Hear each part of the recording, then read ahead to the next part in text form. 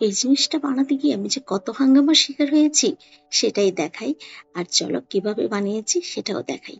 প্রথমে আমি একটা ওয়ান টাইম প্লেটকে সাইডের অংশটা কেটে তার উপরে আমি হোয়াইট সিমেন্টের পেস্ট দিয়ে দিচ্ছি যতটা ঘন। আর নিচে আমি কিছু পাথর দিয়ে দিয়েছি, কারণ এই প্লেটটা হবে কিছুটা ঢেউ খেলানো। আর মাঝখানে একটা তার বাঁকা করে আমি দিয়ে দিয়েছি, আর তারটার সাপোর্ট হিসেবে আমি 2টা পাথর দিয়েছি। আর শুকানোর পরে এই তো অবস্থা। এখন এই বাঁকানো অংশটার মধ্যে আমি কিভাবে বাকিয়ে সিমেন্টে বা অন্য কিছু দিব আমি কিছুতেই বুঝতে পারছিলাম না। তো মাথায় একটা বুদ্ধি আসলো যে কাপড়ের সাথে সিমেন্ট পেঁচিয়ে দিয়ে দিই, যেটা বাবা সেটা কাজ দিয়ে দিলাম, পরেরটা পরে দেখা যাবে। আর আমার হাতের অবস্থা দেখতে পাচ্ছ। আর শুকানোর পরে অবস্থা আরো খারাপ। এখন আমি আবারও হোয়াইট সিমেন্টের পেস্ট দিয়ে দিচ্ছি। অ্যাকচুয়ালি এই ধরনের একটা শপিজ আমি একটা শোরুমে দেখেছিলাম, যেটা প্রাইস ছিল অনেক অনেক বেশি। তো আমি ভেবেছি যেহেতু আমি ক্রাফটস এর কাজ করি, তো এই ধরনের একটা শপিজ বানানো আমার পক্ষে সম্ভব। তো আমি এটার মধ্যে দুইবার হোয়াইট সিমেন্টের পেস্ট দিয়েছি শুকানোর পরে। এখন আমি স্যান্ড পেপার দিয়ে এটাকে যতটা পারা যায় শেপ দেওয়ার চেষ্টা করেছি। আর এটা করতে গিয়ে আমার হাত প্রচন্ড ব্যথা হয়ে যায়, আমি অফ ক্যামেরায়ও করি। আর বাড়তি কিছু অংশ আমাকে কাটারের মাধ্যমে, যেটা স্যান্ড পেপার দিয়ে করা যাচ্ছিল না, সেসব জায়গায় আমাকে কাটারের মাধ্যমে কাটতে হয়েছে। আর এগুলো করতে চাই মাঝখানে আমি এটার কাজ অনেকদিন ফেলে রেখেছিলাম। যাই হোক, শেষ পর্যন্ত আমি ভালো একটা শেপ দিতে পেরেছি। আর এখন আমি মোল্ডেড ক্লে দিয়ে এটাকে উপরের অংশটাকে একটা ডিজাইন দিয়ে দিচ্ছি।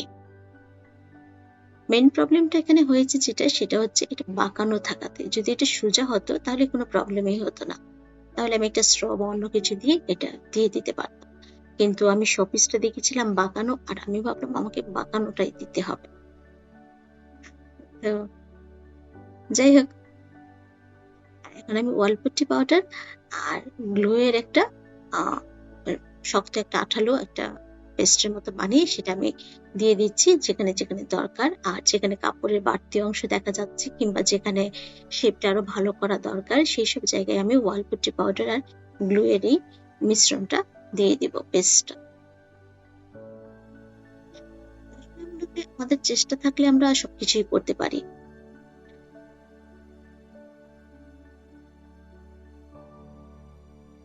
যদি এটা আমি যদি ক্লে দিয়ে করতাম তাহলে এটা কোনো সমস্যা হতো না, কারণ ক্লে দিয়ে করলে আমি এটা বাঁকানো দিয়ে দিতে পারতাম। কিন্তু আমার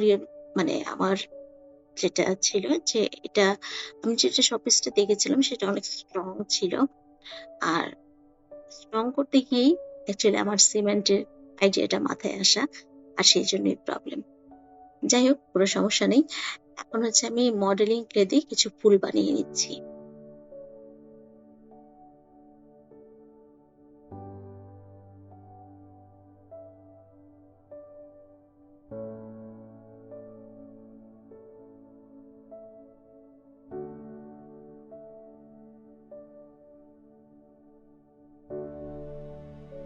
এখন ফুলগুলাকে আমি বসিয়ে দিব, আর বাড়তি যে অংশটা থাকবে সেটা আমি কেটে নিয়ে আসবো।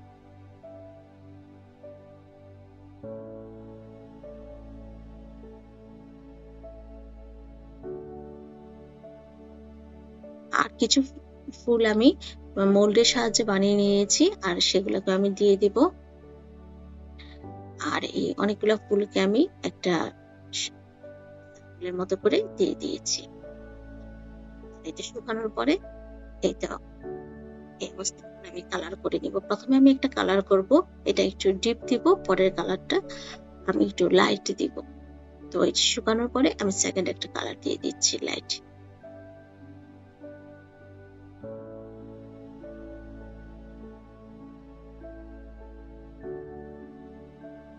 আমি ফুলগুলোকে কালার করে নেব।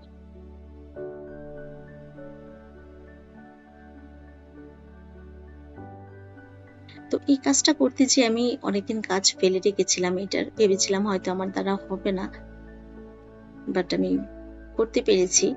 আর এখন আমি সবকিছু শুকানোর পরে এটার উপর রেজিন দিয়ে দিব, কারণ আমি যে শোপিসটা দেখেছিলাম সেটা ছিল অনেক গ্লেজি। আমি বলবো না যে আমি শোরুমের শোপিসের মতো করতে পেরেছি, কিন্তু অনেকটাই পেরেছি। অনেকটা পারাটাই আমার কাছে অনেক অ্যাচিভমেন্ট আমি মনে করি।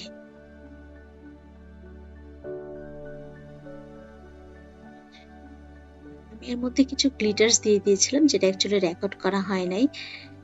শুকানোর পরে এই তো এটা এরকম হয়েছে। আর ক্যান্ডেল হোল্ডারে ক্যান্ডেল জ্বালিয়ে দিলাম। তো কেমন হয়েছে? যদি ভিডিওটা ভালো লাগে তাহলে একটা সাবস্ক্রাইব করে দিও। Thank you.